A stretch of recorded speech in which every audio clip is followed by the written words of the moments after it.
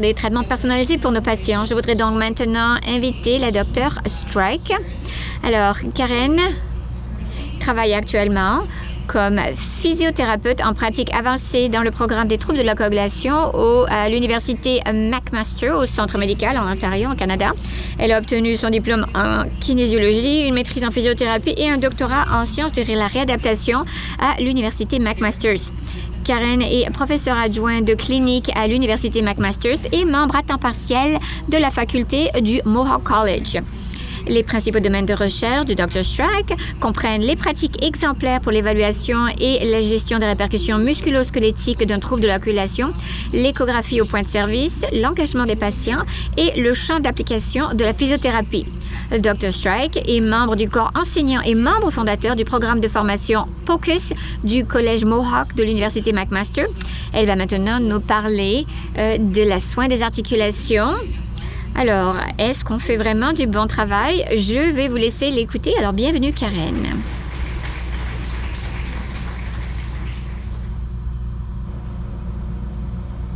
Merci. Et merci. Est-ce que vous pouvez m'entendre? Oui, alors c'est parfait. Bon, alors pour ceux qui ont des problèmes. Alors, merci au comité organisateur de m'avoir invité à vous parler aujourd'hui. Comme vous l'avez entendu, je m'appelle Karen Strike et je suis vraiment ravie de vous parler de la santé des articulations dans les thérapies non factorielles. Alors ça, ce sont donc voici la divulgation de mes conflits d'intérêts. Donc, il peut y avoir des facteurs de jusqu'à 50% pour obtenir un saignement. Alors, vous voyez ici, donc l'évaluation.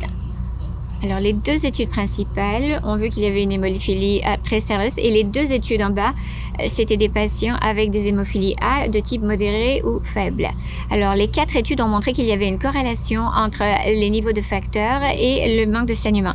Plus spécifiquement, les activités de facteurs étaient de 15 à 50% et étaient associées avec aucun saignement dans les articulations.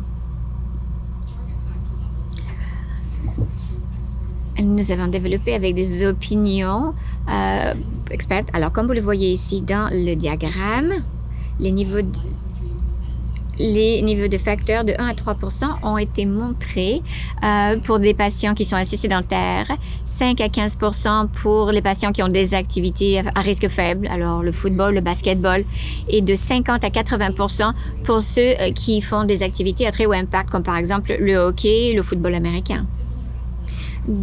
Nous avons des facteurs d'escalation de facteurs pareils pour les différents scénarios. Alors, 1 à 3%, c'est pour les patients qui ont une hémophilie modeste ou un phénotype de saignement faible.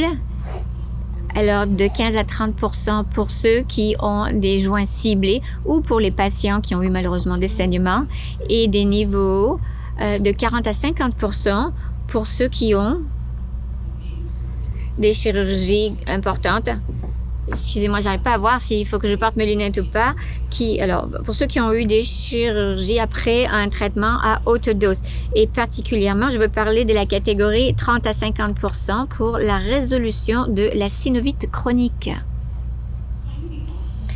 Alors, trouver la cible, c'est particulièrement critique. Alors, comme ça a été déjà discuté, alors, pour réduire la charge du traitement sur les patients hémophiliques, il y a toutes sortes de thérapies qui sont offertes. Alors, on peut offrir, par exemple, des infusions cutanées qui sont moins fréquentes. Alors, les thérapies non factorielles peuvent convertir un phénotype de saignement sévère en un type non sévère avec une diminution de la demande sur le facteur 8. Alors, comme le docteur l'a déjà mentionné, ce que l'on veut faire, c'est d'éviter les saignements spontanés. Plusieurs études ont montré que la majorité des patients qui ont accès à ces nouvelles thérapies ont réussi à avoir aucun saignement dans les articulations. Mais ces études, généralement, nous parlent de ce que les patients établis ou alors des blessures qui nécessitent un traitement. Donc, même si vous avez des articulations qui n'ont pas d'historique ou d'antécédent de saignement, eh bien, si on fait une IRM ou autre forme diagnostique, on voit qu'il y a donc des saignements qui ont causé des dégâts bien souvent. Alors, on connaît tous les études sentinelles.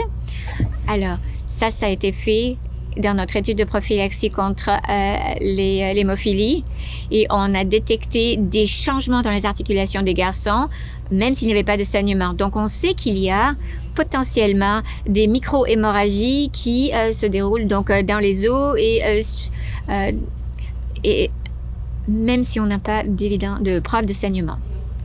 Nous avons également des données plus récentes qui montrent que les articulations qui n'ont pas de saignement clinique et qui ont un fonctionnement physiologique normal ont quand même des symptômes d'endommagement. Dans une étude d'Espagne, alors nous avions 56 participants dans cette étude, 203 articulations, ils ont été évalués par échographie et 40% des articulations qui n'avaient pas de gonflement, pas de douleur et pas d'antécédents d'hémotrosis ont montré qu'il y avait en fait une hypertrophie au niveau de la synovie. Alors, nos collègues italiens ont examiné 40 articulations asymptomatiques cliniquement dans 20 participants et ils ont fait correspondre ça avec 40 patients qui étaient dans un échantillon de contrôle. Et dans cette étude, ils ont trouvé que 35% des articulations des hémophiles ont montré qu'il y avait une hypertrophie synoviale et que 20% avaient une hypertrophie synoviale modérée. Donc, dans le groupe contrôle, il n'y avait aucune hypertrophie synoviale du tout. En français? Alors, ça, c'est une étude qui vient de nos collègues de Hollande. Alors, ils ont examiné donc deux échantillons de l'hémophilie grave et de l'hémophilie non grave. Donc, ils ont pris donc des phénotypes de saignement grave, un phénotype donc on parle ici sur l'étude de la gauche, c'était des gens qui avaient une hémophilie grave avec 43 patients. Ils les ont étudiés avec des IRM et 16% des articulations ont présenté des saignements, même si en fait il n'y avait aucun saignement qui avait été divulgué. Ensuite, ils ont regardé des patients avec des hémophilies non graves, donc 51 patients, et ils ont trouvé que il y avait 14% de ces patients avaient aussi des résultats donc de saignement dans les articulations, même s'ils ne l'avaient jamais découvert. Donc, alors, nos collègues de Hollande ont continué et ils ont essayé d'examiner ça de manière prospective. Alors, qu'est-ce qu'une IRM peut nous dire sur les dangers pour une articulation? Donc, ils ont commencé cette étude en faisant une enquête sur des patients qui ont des arthropathies limitées ou absentes. Alors, il y avait d'abord une IRM qui a été faite pour détecter des saignements dans les articulations et ensuite, on a fait un suivi pendant 5 ans.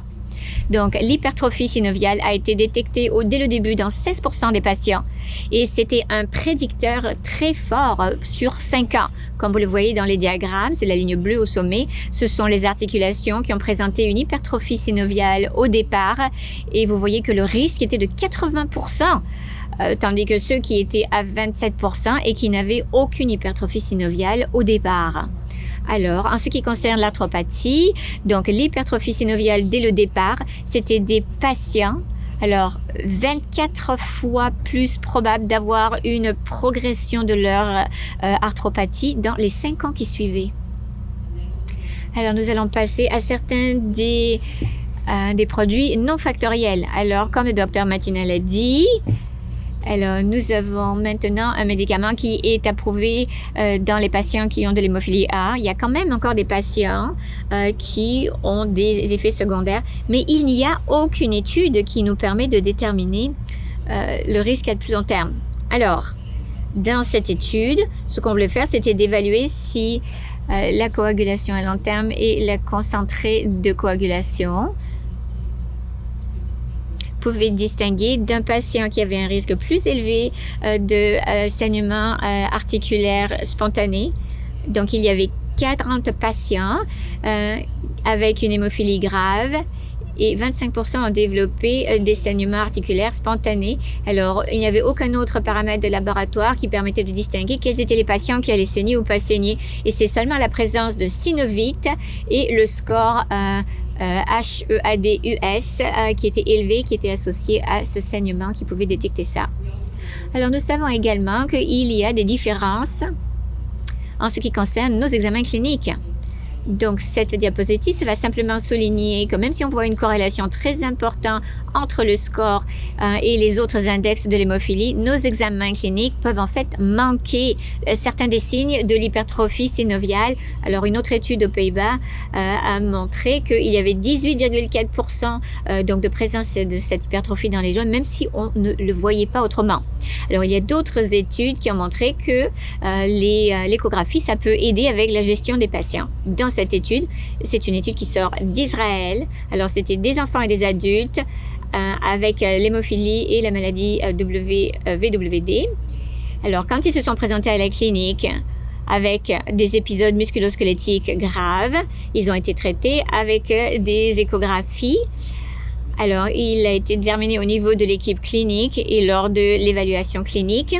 Ensuite, un physio faisait une échographie pour faire une évaluation poussée. Donc, vraiment, les échographies, ça a changé le diagnostic dans 36% et ça a changé le mode de traitement dans 39% de 77 épisodes musculo-squelettales de 67 patients.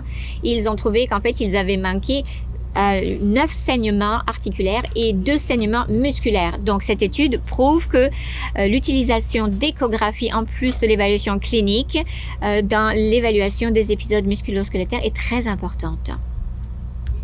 Alors, nous avons aussi des données du monde réel parmi les patients qui ont de l'hémophilie A. Alors, qu'est-ce qui se passe lorsqu'on les traite avec de l'hémicizumab? Alors, cette étude, c'est une étude prospective. On a suivi les patients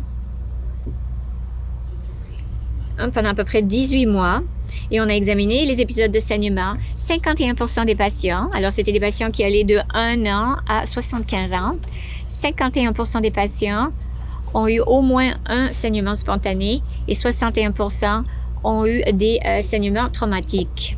La majorité des blessures, comme vous le voyez dans le gauche, c'était donc des saignements articulataires et 80% des saignements spontanés, c'était de l'hémotrose. Alors, le seul risque de facteur, c'était le vieillissement. Donc, chaque année, quand donc l'âge a augmenté, ça a augmenté le risque de saignement spontané dans les articulations. Alors, cette étude a aidé à résumer que même si le emicizumab a aidé à réduire ça, le risque de saignement spontané et traumatique continue à augmenter, surtout chez les adultes plus âgés. Et il nous faut être vigilants lorsqu'on parle d'une évaluation musculo-squelettière, surtout lorsqu'on parle de ces signes de saignement spontané qui peuvent devenir un saignement permanent. Et il nous faut travailler avec les outils qu'on a pour individualiser les plans de traitement. Nous avons également des données sur l'emicizumab, sur les saignements musculaires très importants. Alors, ça a été une étude qui a été faite dans 4 centres de traitement de l'hémophilie aux États-Unis pour des patients qui avaient l'hémophilie A. Alors, il y avait des patients qui avaient reçu le médicament avec des saignements musculaires qui étaient graves et on avait pensé donc plus d'une journée de traitement factoriel. Alors, 14 patients dans c'est des patients qui n'avaient pas d'inhibiteur et ça, c'était sur 15 participants. En ce qui concerne les saignements, le nombre moyen de traitement était de 12 à 15 jours de traitement à la suite du saignement et 3 des patients ont dû être hospitalisés. Alors, le muscle de la cuisse était celui qui saignait le plus fréquemment. La majorité des saignements étaient causés par un traumatisme et la majorité, c'était dans des cas d'activité physique. Alors, on savait que nos patients qui choisissent d'utiliser ce médicament, ils font du sport de manière différente de ce qu'ils pouvaient faire avant que la thérapie existe. Tous les patients ont choisi de rester, de continuer avec ce médicament, mais il y en a 2 qui ont choisi leur type de traitement. Donc, au lieu de le prendre toutes les 2 semaines, ils le prenaient 1 fois par semaine. Donc, ces données soulignent vraiment pour nous que nous avons besoin d'être très rapides lorsqu'on reconnaît les saignements dans cette population qui se déroule. C'est une population, bien sûr, très unique parce qu'il y a eu une administration sous-cutanée du médicament et il leur faut maintenir l'accès de l'intraveineuse. Alors, dans certains cas, eh bien, les hémorragies peuvent devenir graves parce que, bon, il y a eu un traumatisme, mais ils ont attendu et donc, ça veut dire qu'ils ont à ce moment-là une hémorragie musculaire qui a été très importante, ce qui a nécessité un traitement beaucoup plus long par intraveineuse. Alors, je veux passer maintenant rapidement de la thérapie génique, mais je ne veux pas trop en parler. On sait tous que l'hémophilie, c'est un trouble hématologique. Alors, thérapie génique permet de guérir le système de coagulation. On n'a pas beaucoup de données sur les résultats musculaires de la thérapie génique, mais ça commence à sortir. Donc, on parle ici d'un patient de 26 ans qui a eu donc une thérapie génique. Et même s'il n'avait pas d'événement de saignement, il n'avait pas besoin de facteur 9 ou de remplacement ou de transfusion pendant son temps après la thérapie génique. Malheureusement, son arthropathie a vraiment augmenté et finalement, il a dû avoir un remplacement complet du genou à la 470e journée après la thérapie génique. Donc, c'est très important de parler de ces répercussions sur les articulations de toutes ces thérapies. On a quand même besoin de maintenir la vigilance pour les répercussions musculo-squelettales des traitements, même lorsque ces traitements semblent nous aider dans le reste du corps. Donc, en tant que physio, qu'est-ce que ça veut dire pour moi, pour la pratique clinique? Donc, qu'est-ce qu'on a besoin de faire? À quoi on a besoin de penser? Donc, avec les thérapies non factorielles, eh bien, ça a beaucoup changé le diagnostic et l'imagerie. Donc, on sait que ça va présenter des problèmes. Donc, ça veut dire que l'imagerie est de plus en plus importante comme outil pour la détection clinique. Comme je l'ai montré, les saignements qui sont sous-cliniques sont très difficiles à détecter et on sait que donc l'évaluation clinique n'est pas suffisamment adéquate. Il faut qu'il y ait une certaine efficacité. Donc, il faut surveiller l'efficacité des traitements. Il faut avoir des thérapies individuelles. Donc, il nous faut voir quels sont les meilleurs moyens de détecter les synovites. Et que ça soit une échographie diagnostique ou bien qu'il y ait d'autres IRM, des échographies au point de service ou de point de soins, il nous faut avoir des points de mesure. C'est très important que l'on fasse ça pour surveiller justement l'efficacité des traitements afin de pouvoir individualiser les thérapies. Au Canada, on est dans une situation unique. Nous avons accès à toutes ces thérapies nouvelles. Donc, je voudrais pouvoir donner aux patients et aux cliniciens ce pouvoir de participer en participant à ces données de temps réel. Donc, ce sont des gens qui peuvent contribuer à certains de ces résultats et nous aider à évaluer toutes ces thérapies. Je vais également parler rapidement de ce qu'on appelle donc ces saignements sous-cliniques. Alors, qu'est-ce que ça veut dire? Ça veut dire que le patient peut-être ne ressent rien du tout, mais je vous dirais que en fait, le terme sous-clinique n'est pas exactement le terme adéquat, parce que c'est pas que le patient n'a pas de symptômes, c'est que le symptôme qu'il a est simplement différent. Et ils ne vont pas enregistrer le symptôme de la même manière qu'ils l'ont fait dans le passé quand ils ont eu un épisode de saignement. Donc, je vais encourager les gens à essayer d'éviter les questions binaires. Est-ce que vous avez eu des saignements depuis votre dernier examen? Alors, on sait que l'ABR est en général faible, donc à peu près 99% du temps, vous allez entendre « Non, je n'ai pas saigné ». Mais moi, je vous dirais qu'il faudra avoir une réponse plus nuancée du genre. Est-ce que parfois vous avez de l'inconfort dans le genou ou bien un gonflement? Peut-être pas comme un saignement que vous avez eu avant, mais quelque chose qui a limité votre mouvement ou qui vous a fait manquer le travail. Ou alors, est-ce que vous avez dû utiliser des thérapies supplémentaires, comme par exemple de la glace, du repos, afin de gérer vos symptômes?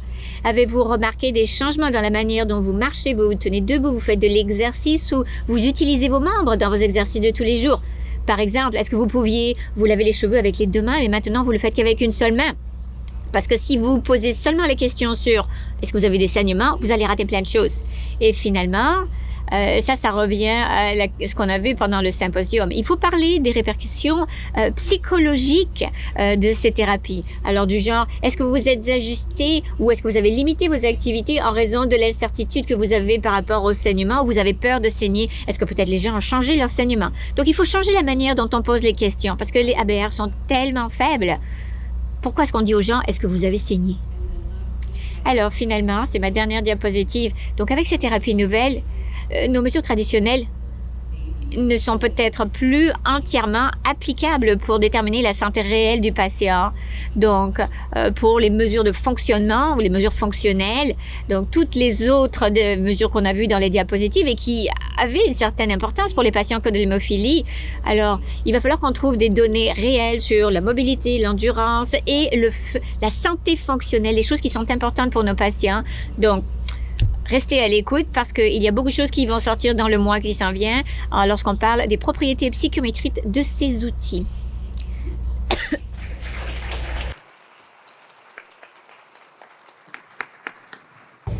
Merci beaucoup. Merci beaucoup, Karen. Est-ce que vous avez des questions? Merci. Oh, excusez-moi. Alors, y a-t-il des questions? Alors, il y a une question. Tom qui s'en va au micro, là. Merci, Dr. Strike. C'était une très bonne discussion. Moi, je pense à ma population pédiatrique. Alors, on parle de jeunes qui sont très énergétiques et qui ont tendance à faire beaucoup d'activités. Mais si on pense que... Est-ce que c'est quelque chose qui pourrait peut-être changer la gestion de ces cas si vous avez une accumulation de synovites? Je veux dire, du point de vue clinique, qu'est-ce qu'on peut faire pour différencier ce qui est un impact vraiment qui a causé un traumatisme ou quelqu'un qui simplement a beaucoup utilisé ça? Je veux dire, on ne va pas voir des résultats comme ça aussi facilement. Bon, je crois qu'on devrait. On sait très bien que l'échographie, c'est un outil qui nous aide beaucoup.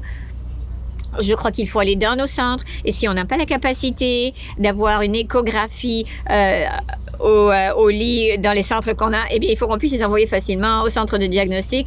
Je sais qu'il y a une tendance dans un très grand nombre de centres d'avoir plus facilement accès à des IRM. Donc, ils font carrément un scan par IRM lorsqu'ils n'ont pas accès à une échographie directement dans une clinique. Personnellement, j'espère que certaines des mesures de fonctionnement vont permettre de mener à certains des facteurs de discrimination. Je veux dire, on sait que les enfants se limitent par eux-mêmes. Ça veut dire que quand quelque chose fait mal, ils ne le font pas. Donc, si un des outils qu'on a à l'écran, si on voit par exemple, ils font un saut, sur une certaine distance sur un seul pied, on va pouvoir voir des changements dans la mesure. Alors, est-ce qu'il y a un changement au niveau de l'habilité? Est-ce que c'est pertinent du point de vue clinique? Est-ce qu'on peut différencier que quelque chose est un petit peu différent? Et ça va nous permettre de dire, OK, c'est quoi qui peut être différent? Tu n'as pas dit qu'il y avait de saignement, tu es très actif au foot. Mais la dernière fois que tu étais ici, tu as fait une mesure qui était beaucoup plus importante en termes de pouvoir, d'endurance sur cette cheville. Alors, qu'est-ce qui se passe? Et c'est à ce moment-là que je vous encouragerai de parler à vos collègues de l'imagerie diagnostique ou bien d'avoir une échographie à cet endroit-là pour voir ce qui a changé. Nous espérons certainement avoir davantage d'échographies sur les enfants. Je veux dire, les enfants, ils ont en général des plaques de croissance qui sont ouvertes, ils sont hyper mobiles. Donc, je crois qu'on va avoir davantage d'informations sur les patients pédiatriques grâce à toutes les données qu'on peut ressortir des échographies. Inaudible. Bon, donc on leur demande de faire simplement plus de physio, c'est ça? Oui. Alors, y a-t-il d'autres questions? Moi, j'ai une question pour vous, Karen. Alors, cette discussion sur la manière dont on convertit les patients à un phénotype qui est peut-être plus léger, et donc les saignements ne présentent pas de la même manière. Est-ce que vous pourriez nous expliquer peut-être comment vous avez vu une différence dans la manière dont les saignements se présentent ou bien dont les patients se présentent à la clinique lorsqu'ils ont finalement un saignement? Alors, je crois que la plus grande différence dans ce que j'ai vu, c'est qu'ils viennent et je pose mes questions avec nuance là. Et ils me disent, oh non, j'ai pas eu de saignement. Et je leur dis, OK, dites-moi ce que vous avez fait ces derniers temps. Et il a dit, OK, un jour, j'avais une cheville qui faisait vraiment mal, mais en fait, il n'y avait pas de saignement, c'était pas coincé, donc je me suis simplement reposée. Ils ont fait des tâches plutôt fonctionnelles. Et c'est à ce moment-là que je vais remarquer qu'il commence à avoir certaines nuances. Et en général, le score ne change pas beaucoup et je vais pouvoir faire une échographie. Donc, je crois que les patients cherchent tous ces signes d'un saignement important parce que c'est ça qu'on leur dit. On les forme à découvrir qu'il y a une inflammation, il y a un gonflement, il y a une perte une perte de mouvement dans une articulation, c'est ça qu'ils cherchent. Mais des fois, c'est pas ça. Des fois, c'est juste, c'est pas la même chose que d'habitude. J'ai pensé que peut-être c'était un saignement, mais finalement, je me suis reposée, puis je pense que ça s'est arrêté. Donc, ils ne savent pas quoi faire et quoi penser. Alors, en fait, c'est ces patients qui nous en enseignent plus sur ces thérapies nouvelles parce que, généralement, ils ne font plus l'expérience de ces symptômes qu'avant, ils associaient directement avec un saignement articulaire. Karen, merci pour votre présentation. J'ai une question. Alors maintenant, nous avons toute une gamme de traitements qui nous permettent d'avoir des niveaux hémostatiques qui sont utiles. Donc, 25 à 15, de 15 à 25%. Donc ça a été donné aux adultes qui avaient des problèmes en sang. Donc, Alors, tous ces agents super, si on pouvait les utiliser dès l'enfance, pensez-vous qu'on va voir tous ces problèmes de synovite et de saignement articulaire? Est-ce qu'on pourrait peut-être les abolir? Donc, en fait, abolir ces problèmes musculo-squelettales. Alors, avec les données qu'on a, alors nous avons des patients qui ont été suivis à partir de l'âge de 1 an et on a quand même vu des signes de développement de synovite dans certains de ces jeunes patients. Je crois que là où il y a la difficulté, c'est que certains des patients qui font partie de l'étude, alors ce sont des enfants qui sont très actifs physiquement. Alors on apprend qu'on a quand même besoin de certaines protections. Bien sûr, quand ils font de l'activité physique très importante, il y a plus de possibilités d'avoir des traumatismes. Alors, c'est peut-être une toute petite fuite de sang qui va en fait être constant mais faible et ça ne se présente pas comme étant un gros saignement qui est détectable. Donc, je crois que définitivement, la proportion de patients qui pourraient être sans saignement est plus élevée qu'avant qu'on développe toutes ces thérapies nouvelles. Mais nous avons quand même des patients qui ont un phénotype de saignement qui est plus grave ou qui font des activités qui sont à plus haut risque et qui vont avoir besoin d'un plus haut niveau pour pouvoir participer à ces tâches. Beaucoup de questions. Dernière question. Un commentaire peut-être. Vous nous avez montré encore une fois que nos évaluations cliniques ne sont pas suffisantes. Pas seulement dans 2 ou 3% des patients, mais en fait, c'était une proportion, c'était 20-30%. Et il me semble que dans l'environnement actuel, il me semble, moi, que le rôle de l'imagerie devient de plus en plus important. Alors, qu'est-ce que vous pensez de ça? Est-ce qu'il est temps que l'on passe vraiment la manière dont on fait notre évaluation clinique?